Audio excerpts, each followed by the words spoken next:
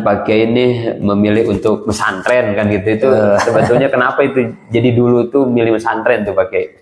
Sebetulnya dulu awal-awal dari MI saya itu kan ya, nggak mau mondok itu nggak mau sebetulnya, nggak mau. Sampai emang rata-rata anak kalau di pesantren jarang yang mau ya Pak Kiai. Sampai-sampai kan waktu itu karena ingin sekolah ke SMP.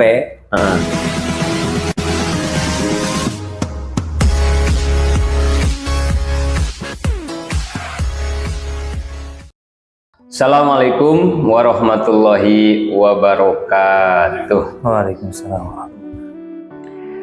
Alhamdulillah berjumpa lagi dengan kami di channel kita yang sangat kita tunggu dan sangat kita banggakan, yaitu channel Ngobak. Ngobak, ngopi bareng artis dan Kiai. Alhamdulillah. Selamat kepada para pemirsa semua. Pastinya saya pagi ini alhamdulillah bisa ngopi bareng dengan Kiai kita. Alhamdulillah sudah ada di samping kita ini. Alhamdulillah, nanti kita pastinya banyak ngobrol dengan beliau, dan insya Allah untuk kesempatan ini tema kita adalah catatan santri.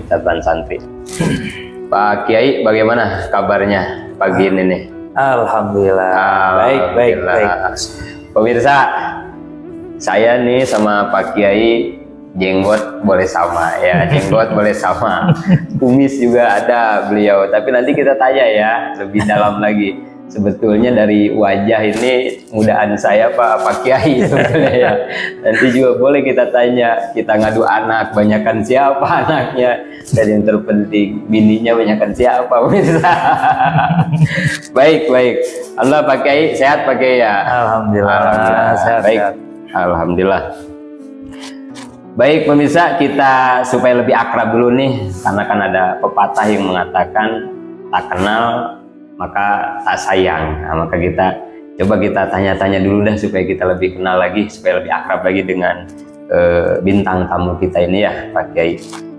Pak Kiai silahkan, mungkin sebelum kita jadi kelupaan ya, kita apa-apa kan harus diawali dengan doa dulu Pak Kiai ya. Betul. Selalu semangat ini saya pakai ini. Kita buka dulu dah biar berkah, biar hikmat, biar acara podcast juga lancar sampai akhir nanti. Kita bersama kita baca basmalah pakai Bismillahirrahmanirrahim. Alhamdulillah. Mudah-mudahan podcastnya lancar, tidak ada gangguan lahir batin, alam nyata dan alam gaib. Mudah-mudahan acaranya bisa lancar. Baik, kita lanjutkan. Silahkan kepada Pak Kiai supaya pemirsa juga bisa lebih kenal lagi. Kalau sama saya makan di part-part sebelumnya udah kenal, kalau sama saya Pak Kiai. Nah ini tamu kita, silakan untuk memperkenalkan diri. Mangga Pak Kiai. Assalamualaikum warahmatullahi wabarakatuh. Waalaikumsalam warahmatullahi wabarakatuh. Bismillahirrahmanirrahim. Perkenalkan sahabat Ngobak. Nama saya Ahmad Hamzah. Saya lahir di Bekasi 29 Agustus 1984. Berarti umurnya berapa nih sekarang Pak Kiai? 40 kayaknya. 40, 84. Mau 40 belum sih? Belum ya. Karena Agustus ya. Agustus. Kalau Pak kameramen tahun berapa ya Pak kameramen ya? Kayaknya seumuran ya Pak kameramen. Beliau lebih senior. Kelihatan dari ubannya Pak Kiai. Jadi berarti 40-an ya Pak Kiai ya? 40-an insya Allah. Sudah ada di puncak. Betul. Kematangan. Doanya biar lebih baik lah. Amin. Nah kemudian saya tinggal hari ini sekarang di Bekasi, beralamatkan Jalan Raya Keranggan, RT 01 RW 08 di Pondok Pesantren Miftal Huda Keranggan saat ini. Mudah-mudahan hadirnya saya di sini jadi pelajaran buat saya pribadi. Amin, dan amin, juga para sahabat-sahabat ngobak. Amin, amin, amin.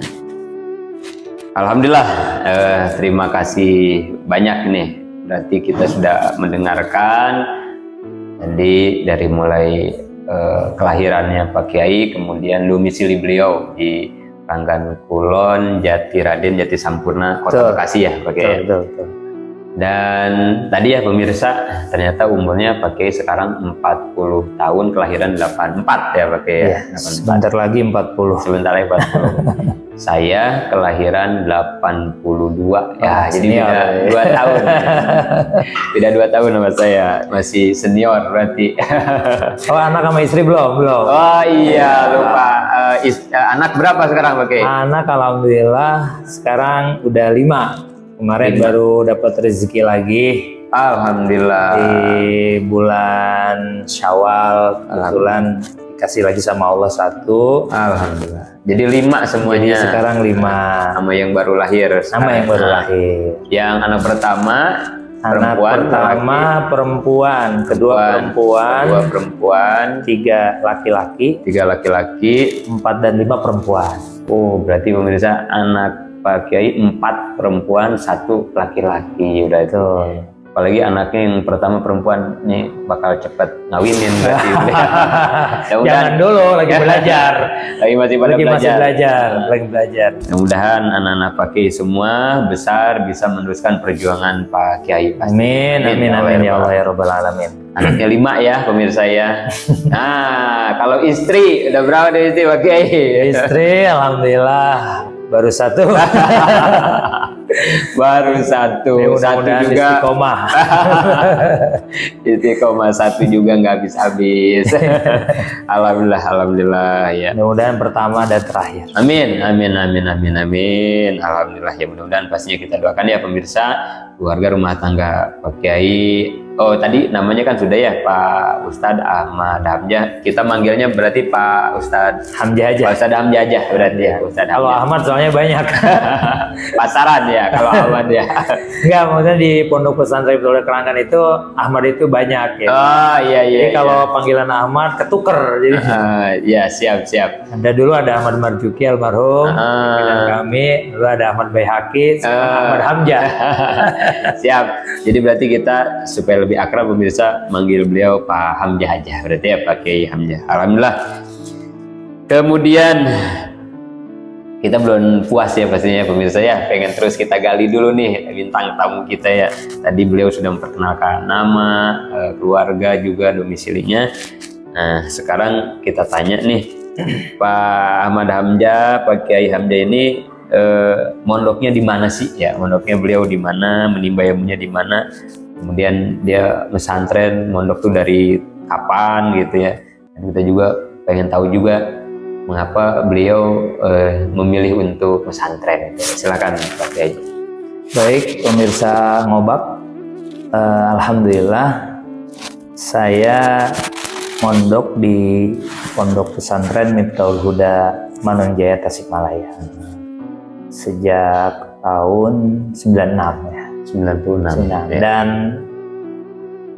saya ini produk original Miftahul Huda. Masya Allah. Kenapa demikian saya bilang begitu? Karena saya ini tidak pernah mondok di mana lagi. Oh. Beda dengan Pak Kiai. Ya, jadi ini mondoknya udah di mana-mana nih, Lang-lang Buana. Ini bintang tamu malah ngebuka ini saya ya. Tapi nggak apa-apa, nanti kita sambung sedikit yang dari saya, nggak apa-apa. Jadi kalau Pak Ustadz Hamzah di Tasik aja itu sama di Tasik. Jadi betul-betul ya saya bilang produk original Miftahul Huda karena saya tidak pernah ngalamin mondok lagi. Sebetulnya cita-cita itu panjang gitu, ingin mondok di sini, di sana, di sini. Cuman karena waktu pengabdian 1 saya dipanggil sama kiai guru kami, lalu kami dijodohkan ya, lalu kami bicara dengan para senior atas masukan dari kiai juga gitu kan, guru kami. Silahkan ngobrol dengan yang senior-senior. Alhamdulillah yang senior mendukung. Sudah, dalam rangka kita takziman wa takriman kepada guru, ikuti saja. Memang biasanya kalau di pesantren itu tradisinya memang begitu ya Pak Ahmad Hamzah ya, Pak Ustadz ya. Jadi memang kita itu kalau udah sama Kiai diperintah A, B itu udah nggak bisa gimana-gimana ya Pak Ustadz Abjay. Harga mati udah. Ya termasuk berarti nih beliau cita-citanya mau panjang masih mau ini, tapi begitu kiainya nunjuk supaya harus berumah tangga udah nggak bisa gimana-gimana berarti ya. Dan saya udah menaruh target itu hampir nantilah setelah dari Miftahul Huda itu ingin 5 tahun lah mengembara. Berarti kalau di Miftahul Huda kan Pak Kiai ini dari 96 masuk. 96 nah, ya. sampai lulus itu berapa tahun Pak Kiai itu berarti? Saya keluar 2005 ya. Lulus Berarti tuh hampir 10 tahun. 10 tahun, 11 tahun. 96 2005 ya. Itu keluar nikah 2005 berarti. Ya, nikah. Keluar karena dinikahkan. Kalau jenjang pendidikan di Miftahul Huda Pusat Manonjaya Pak Kiai ya. Kiai Wahwera Pandi di sana betul, ya. Betul. Itu jenjang pendidikannya berapa tahun sebetulnya yang normal? Secara normal 9 tahun ya. 9 tahun. 11 dengan pengabdian. Jadi ada 3 tingkatan, ibtida 3 tahun, sanawi 3 tahun, madali 3 tahun, dan pengabdian menghidmat selama 2 tahun. Itu waktu program pesantren waktu saya mondok. Mungkin kalau sekarang berbeda ya, berbeda, disesuaikan dengan kondisi dan situasi. Jadi berarti Pak Kiai ini, Pak Abjah cuman kebagian ngehidmat setahun waktu setahun, itu. kebagian setahun. Alhamdulillah masih kebagian. Ya, langsung disuruh nikah tuh. Cuman ya kata Kiai guru kami, ya ini kamu menikah ya menghidmat juga sampai mati katanya gitu.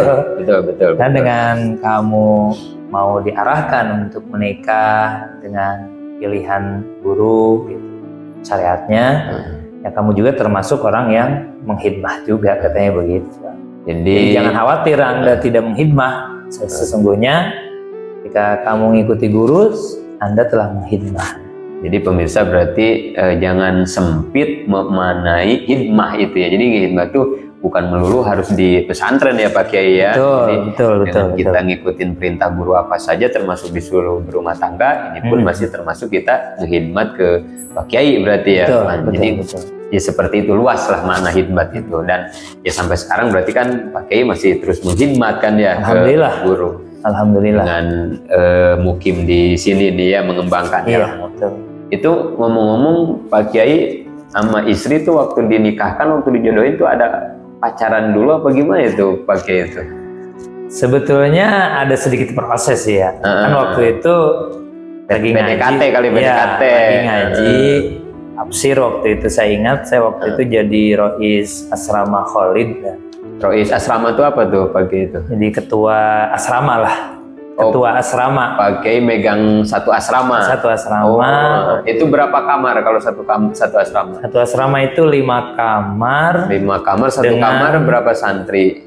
Santri itu rata-rata ya 35 orang. Bahkan ada yang 40. Gitu. Satu kamar 35 santri, kamarnya ada 5. Iya, ada 5. Itu satu asrama tuh. Ada 200 lebih lah. Berarti Pak Kiai Pak Hamzah ini megang nanganin 200 santri lebih gitu. Iya, 200 santri lebih waktu itu. Kemudian dipanggil ke rumah Kiai, ya sampai ke tempat beliau. Kamu harus menikah katanya begitu. Cuman sama beliau dikasih waktu untuk datang ke rumah orang tuanya untuk melakukan pendekatan, komunikasi, tarupan. Tarupan. Dan waktu itu saya 2 hari dahulu di pondok, lalu pulang langsung ke rumah calon yang dicalonkan. Calon istri mertua. Ya. Ngobrol, alhamdulillah, karena memang kalau di Miftahul Huda itu kan ada himpunan ya, koordinator himpunan. Jadi memang kami sudah mengenal gitu kan, udah kenal lah gitu. Nah, melakukan PDKT, lalu beliau merespon dengan positif, ya sama orang tuanya juga.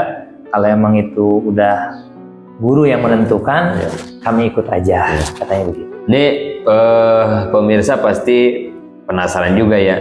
Sebenarnya istrinya Pak Kiai ini orang mana kan gitu ya. Kita kan belum tahu juga itu orang mana Pak Kiai itu istri. Alhamdulillah istri masih satu negara ya. Satu himpunan itu Bekasi juga. Bekasi. Cibarusah. Berarti kabupaten ya Pak Kiai. Kabupaten. Kalau Pak Kiai kan di sini maksudnya kota ini ya. Ya, Kalau istri berarti kabupaten. Makanya alhamdulillah. Tapi nggak terlalu jauh lah kalau masih satu negara. Ya, makanya alhamdulillah kebetulan Allah menentukan, kan beda dengan Pak Kiai. Kalau ini Kalau saya jauh. apalagi kameramen. Kameramen juga sama, jauh. Ini 5 langkah dari rumah lah, istilah katanya begitu. Jadi setelah diperintahkan sama guru langsung ke rumah mertua ke sana. Iya, betul. Dan ternyata ini luar biasa ini pemirsa ya.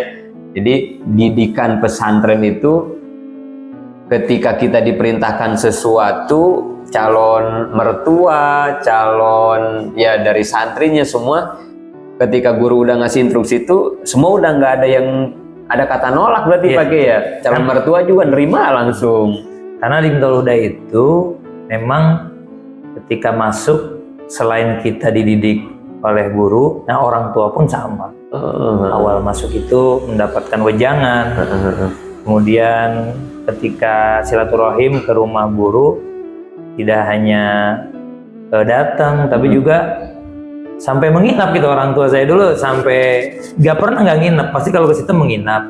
Kalau lagi ngelongo ke pesantren ya.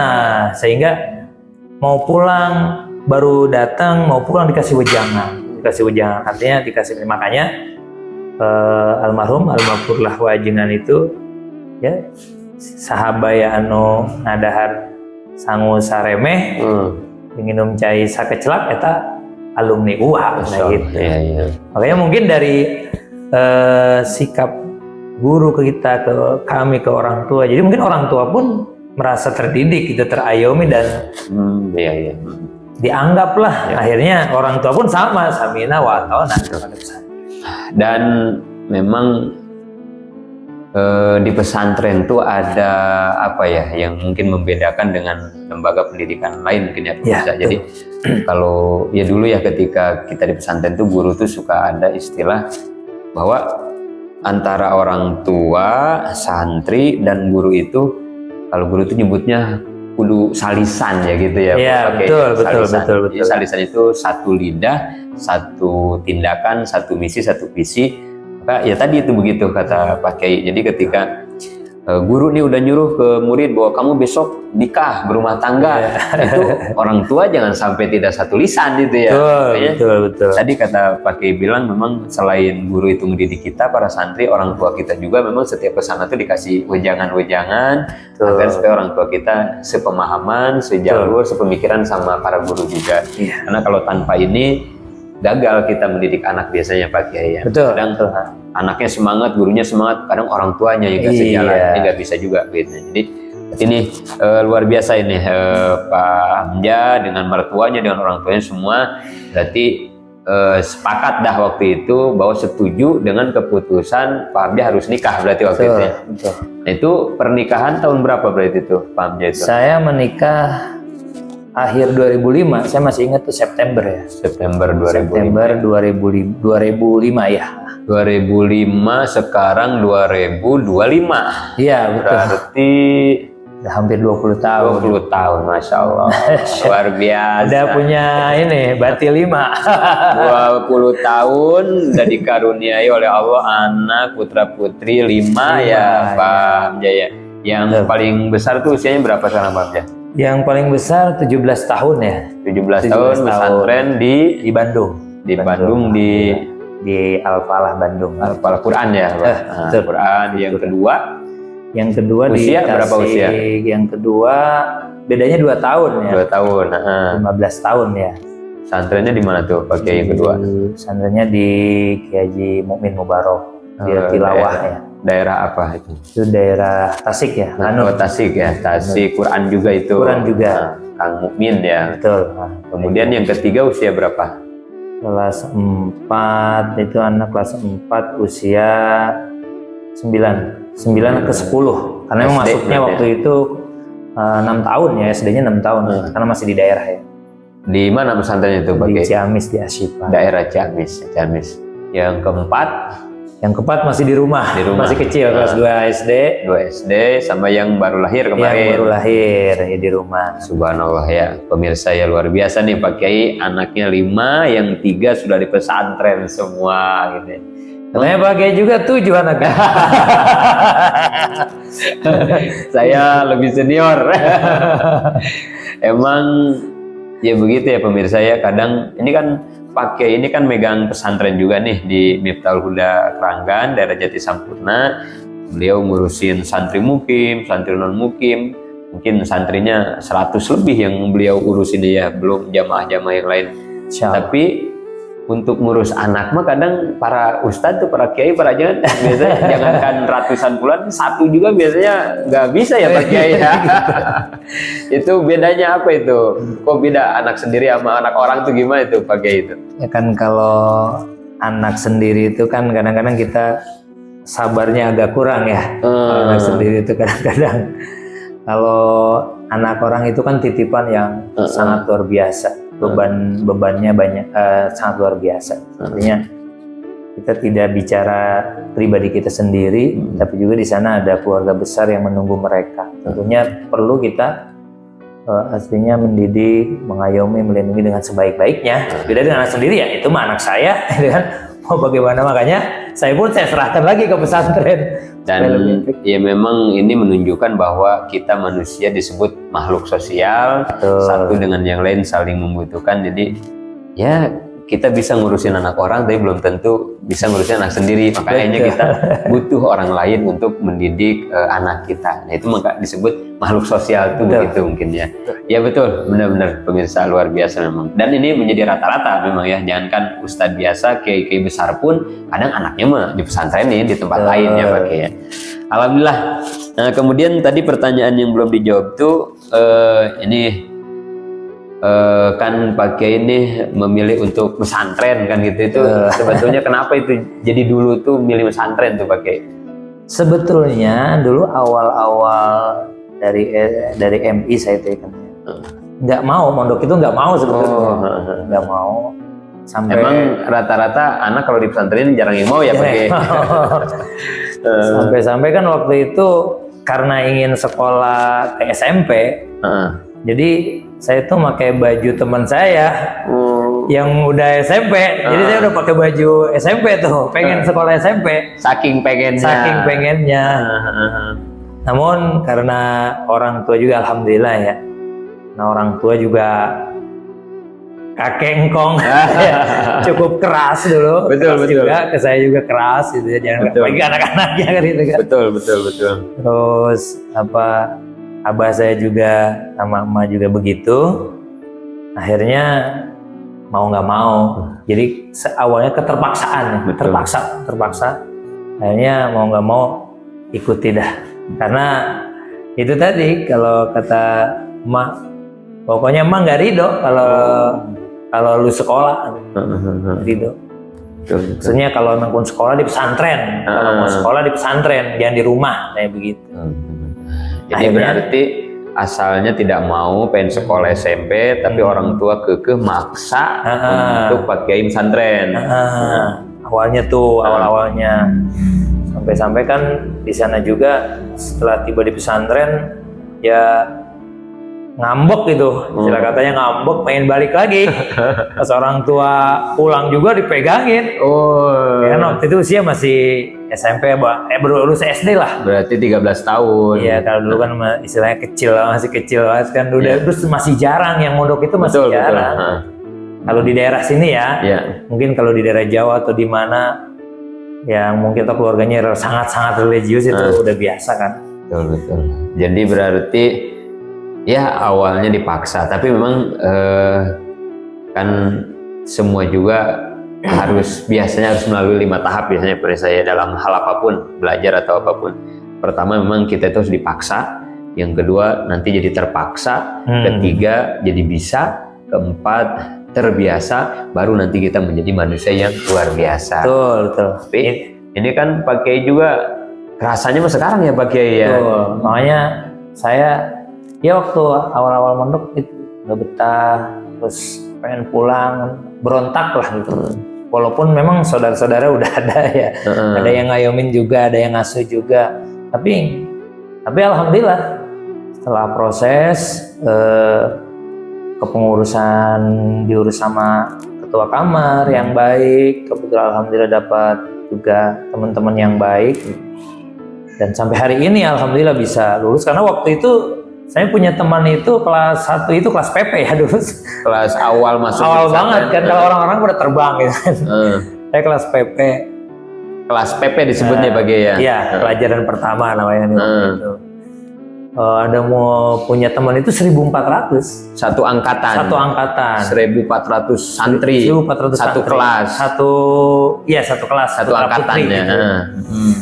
Tapi setelah selesai wisuda hampir 100 kalau nggak salah ya. Berarti hampir 900 yang nggak ada.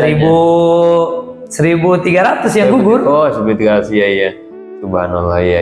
Subhanallah. Luar biasa. Ya emang apa juga yang mahal itu ya setelah melewati saringan, filteran, sortiran, yang bertahan itulah yang berhasil pastinya pakai ya. Terus yang perlu dipahami juga ini ya jadi jadi pembelajaran juga bagi yang ingin mondok. Saya itu bukan tipe orang yang pinter ya, bukan juara kayak kameramen. Wah, kalau kameramen juara kelas terus. Beliau senior. Kalau saya termasuk orang yang ngaji itu nggak terlalu bisa, nggak terlalu mahir seperti yang lain-lain, seperti Pak Kiai lah. Juara ini enggak. Cuman guru saya berpesan, nggak harus pinter, yang penting berkah. Dan cari pintu keberkahan dari manapun kamu bisa. Akhirnya dari sejak itu yang tadinya udah nggak semangat ya. Ulangan juga nggak bisa, ngapal juga nggak bisa. Tapi kata guru, cari pintu berkah dari tempat-tempat lain. Akhirnya dari keyakinan itu semangat kembali tumbuh. Akhirnya alhamdulillah, walaupun saya nggak bisa kayak orang lain, ya alhamdulillah sampai hari ini masih bisa ngomong lah gitu ya. Berkah manfaat. Insyaallah berkah mudah-mudahan. Alhamdulillah pemirsa nggak kerasa ini kayaknya udah hampir 30 menit nih kita ngobrol-ngobrol ya Allah. Enak ngalir ngobrol sama kiai muda kita Pak Ahmad Hamzah. Beliau tadi sudah berbagi, pastinya mudah-mudahan lah jadi pelajaran pengalaman terbaik untuk orang-orang tua yang akan mesantren anaknya atau calon-calon santri ini. Apalagi bentar lagi ini kan bulan Juni Juli mulai kelulusan nih, pasti udah banyak yang mau mulai nyari pesantren, yang masih ragu-ragu atau lain. Mudah-mudahan obrolan kita tadi menjadi pencerahan lah buat para santri-santri yang mau pesantren. Nah, ini sebagai penutup pastinya ya, sebagai penutup kita minta wejangan dari Pak Kiai Ahmad Hamzah ini tentang pentingnya pesantren, ngaji dan yang lain mungkin kaitan dengan pesantren. Dipersilakan Pak Kiai. Baik, assalamualaikum warahmatullahi wabarakatuh. Waalaikumsalam warahmatullahi wabarakatuh. Pemirsa channel Ngobak yang mudah-mudahan kita rahmati oleh Allah Subhanahu wa taala. Amin. Tidak bermaksud memberikan nasihat, namun mudah-mudahan ini jadi bahan pembelajaran dan masukan buat semuanya, bahwa setelah melihat situasi dan kondisi, ternyata pesantren itu adalah benteng terakhir pertahanan kita untuk mendidik agar bagaimana generasi-generasi kedepannya itu bisa mandiri, bisa soleh dan solehah. Karena perlu dipahami bahwa nasib bangsa ini tergantung generasi kita saat ini. Kalau bukan sekarang, mau kapan lagi?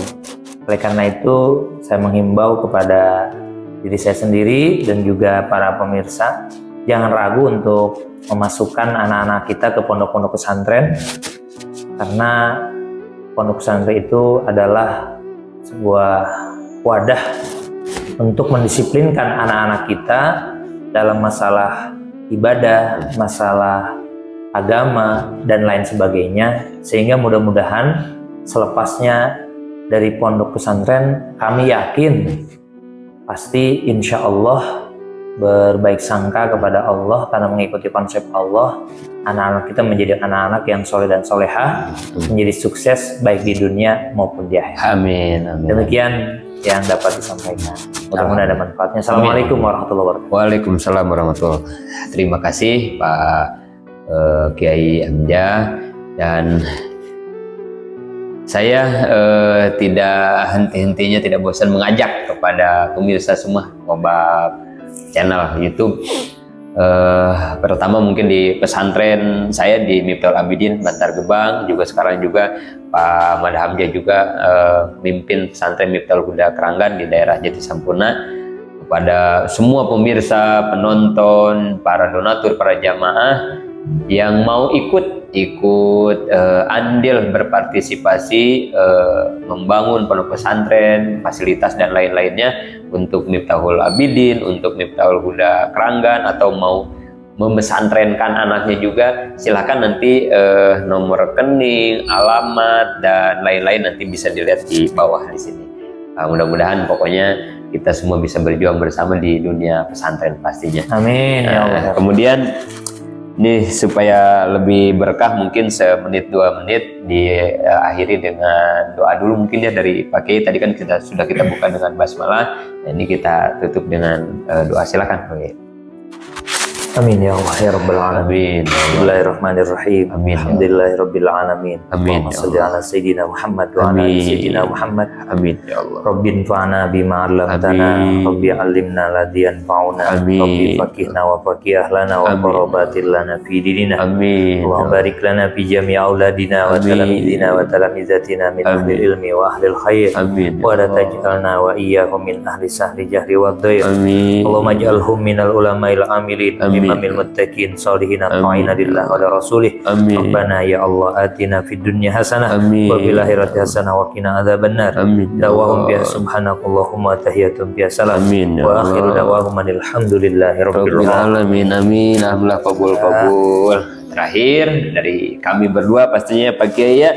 Ini kita punya ini untuk para santri, calon-calon santri, ada kata-kata yang biasa kita dengar ini, yaitu selama Jaidun masih berdiri maka kami tidak akan pernah berhenti untuk ngaji. Santri ngaji, pesantren keren. Allah, selamat berjumpa kembali di episode-episode yang lain, dan mudah-mudahan channel Ngobak semakin mengudara dan semakin jaya. Assalamualaikum warahmatullahi wabarakatuh.